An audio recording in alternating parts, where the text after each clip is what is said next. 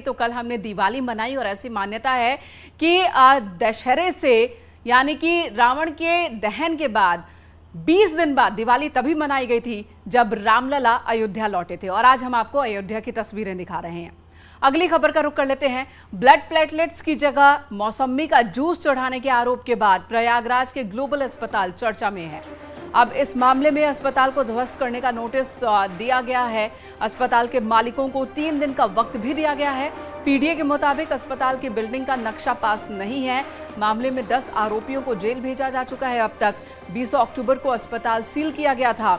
Dengue के मरीजों को प्लेटलेट्स की जगह पर मौसम्मी का जूस चढ़ा दिया गया था। बाद में मरीज की मौत हो गई थी, जिसके बाद हंगामा हुआ और उसके बाद की कार्रवाई अभी तक की हम आपको बता रहे हैं। सर्वेश हमारे सहयोगी इस वक्त हमारे साथ जुड़ चुके हैं। सर्वेश, एक्शन ये सिर्फ एक छोटे से बेडरूम से मशरूम की खेती करके महीने का 50,000 कमा रही हैं। मशरूम खेती सीखनी है तो फ्रीडम ऐप को अभी डाउनलोड कीजिए। के बाद एक देखने को मिल रहा है, नोटिस भी जारी किया गया है, लेकिन सवाल तो ये भी है कि ये अस्पताल फिर चल कैसे रहा था। नक्शा पास नहीं, गड़बड़ियां इतनी ज्यादा, लापरवाही इतनी ज्यादा, उसके बाद भी अस्पताल चल रहा था।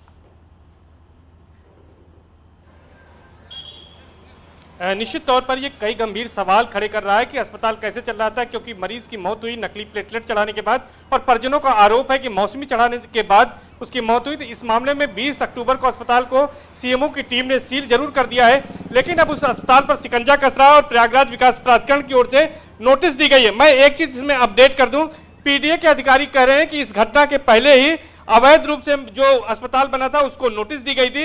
ये दूसरी नोटिस है। दूसरी नोटिस में ये कहा गया है कि 28 अक्टूबर तक वो जो प्रेमिसेस है उसको खाली कर दें और अगर संतोषजनक जवाब नहीं देते हैं तो उसके ध्वस्तीकरण की कार्रवाई की जाएगी। तो एक अपडेट ये है पीडीए की ओर से कि अवैध निर्माण को लेकर नोटिस इस घटना के पहले भी जारी किया गया था।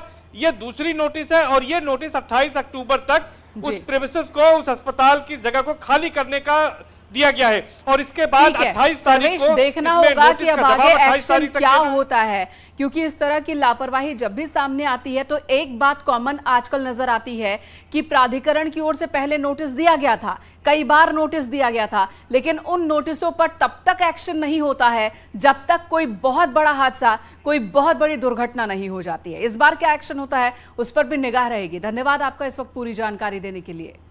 यहां रुकेंगे एक छोटे से ब्रेक के लिए, तुरंत लौटेंगे।